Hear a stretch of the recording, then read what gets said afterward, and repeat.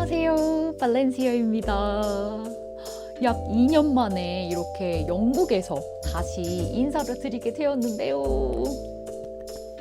오늘은 제가 왜 다시 영국에서, 이 애증의 영국에서 영상을 시작하게 되었는지에 대해서 말씀드리려고 합니다. 저는 2022년 초부터 2024년 초까지 2년간 영국에서 워킹홀리데이를 했었고요. 워킹홀리데이를 하는 당시에 취업비자를 받기 위해서 많은 노력을 했었지만 실패를 하고 2024년 초에 다시 한국으로 돌아가게 됐습니다. 그리고 그때 당시에 늘 고민하던 직업적인 부분, 이걸 어떻게 하면 좋을까 생각을 하다가 기술이 있으면 좋겠다, 이런 생각에 개발자 부트캠프를 듣게 돼요. 근데 당시에 개발자 이제 뭐 거품이었다, AI가 도래하고 있다, 취업이 너무 어렵다, 이런 정말 각종 그런 부정적인 이야기를 들으면서 이거를 정말 지금 들어도 되는 게 맞을까? 이런 고민을 진짜 정말 많이 했었습니다. 근데 그럼에도 기술이 있으면 좋겠다는 생각에 개발자 부트캠프를 듣게 돼요. 6개월간의 개발자 부트캠프를 한국에서 마치고 한국에서 개발자로 취업을 하고 싶어서 지원을 해봤었어요. 그런데 정말 그 속된 말로 와장창 완전히 깨졌습니다. 서류 합격도 완전 안 됐었고 그냥 정말 완전히 안 되더라고요. 취업 시장이 정말 너무너무 어렵더라고요. 그래서 이제 당시에 아르바이트라도 해봐야겠다. 이래서 제가 전에 이제 카페에서 일한 경력들이 있거든요. 그래서 그거를 이제 사용해서 카페라도 좀 아르바이트를 해야겠다. 이래서 구해보려는데 제가 이력서를 성의 없게 썼던 건지 아니면 모르겠어요. 그 아르바이트 구하는 것조차도 너무 어려운 거예요. 그리고 당시에 그 카페 아르바이트 공고에 나이 제한이 있는 곳도 꽤 있더라고요. 그래서 그때 다시 이제 생각을 하기 시작했죠. 한국이 정말 살기에는 너무 좋은 나라예요. 너무 편리하고 모든 게 너무 좋은데, 이 취업에 있어서, 나의 이 커리어에 있어서는 해외에 갔을 때 조금 더 제약을 덜 받지 않을까? 이런 생각을 하게 됐어요. 근데 이건 지극히 저의 이제 개인적인 의견인데, 그런 생각을 이제 하게 되면서 다시 해외에 나갈 생각을 하게 됩니다.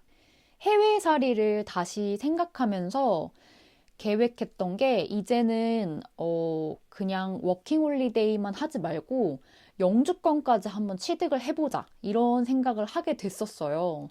그리고 이제 마침 알아보던 중에 캐나다가 당시에 조금 외국인들을 환영하는 분위기였거든요. 그리고 물론 어렵지만 다른 나라에 비해서 영주권 취득이 조금 상대적으로 완화됐고 쉽다, 이런 이야기를 듣게 된 거예요. 그래서 캐나다를 한번 생각해 봐야겠다, 이러고 있는 중에 제가 또 다른 문제가 뭐였냐면 당시에 영국 워킹홀리데이를 하던 중에 1년 정도 만난 남자친구가 있었어요. 그리고 한국에 돌아와서도 한 6개월에서 1년 정도 장거리 연애를 하고 있었거든요. 그래서 어찌어찌 하다 보니 2025년에 갑자기 그렇게 호다닥 결혼을 하게 되고 비자를 준비하게 되고 어느새 보니 다시 영국으로 이렇게 돌아오게 됐습니다. 저는 사실 영국 워킹홀리데이 당시가 그렇게 즐겁지만은 않았었거든요. 아마 제가 뭐 직업적인 고민도 많이 했던 시기이기도 했고, 또 취업비자를 받으려고 정말 노력을 많이 했었고 하다 보니 영국 워홀이 쉽지만은 않았고, 좀 이렇게 애증의 영국이었어요, 정말. 그리고 제가 영국에서 살 거라고는 생각도 못 했었어요. 저는 약간 뭐 호주나 이런 나라에서 살게 되지 않을까? 살고 싶다, 약간 이런 생각을 했었는데 어쩌다 보니까 제가 생각지도 않은 방향으로 이렇게 영국 워홀러에서 영국 이민자로 정착을 하게 됐습니다. 영국에 와서도 개발자로 취업을 해보려고 노력을 했는데 여기서도 실패를 했어요.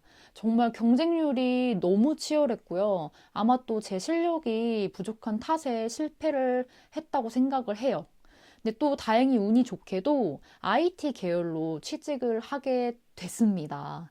근데 아직은 제가 수습 기간이고, 또 수습 기간은 사실 해고가 영국에서 쉽거든요. 그래서 이제 해고당하지 않도록 열심히 노력을 하고 있는 중입니다. 그래서 아직은 조금 말씀드리기가 조심스럽긴 한데, 앞으로의 이야기에서 이 구직이나 취업 과정에 대해서도 공유 드리려고 합니다. 이민을 또 준비하면서 비자 신청과 이런 여러 가지 과정들, 또 저희가 나름 국제 커플 스몰 웨딩을 했거든요. 근데 또 여기에 정말 많은 이야기들과 제 경험을 바탕으로 공유드리고 싶은 그런 팁들이 있습니다. 이런 이야기들도 앞으로 하나씩 한번 즐겁게 공유 드려보려고 합니다. 오늘 이렇게 영상 시청해주셔서 정말 너무너무 감사드리고요. 다음 영상에서 즐거운 이야기와 또 여러 가지 팁들 함께 말씀드릴 수 있도록 할게요. 그럼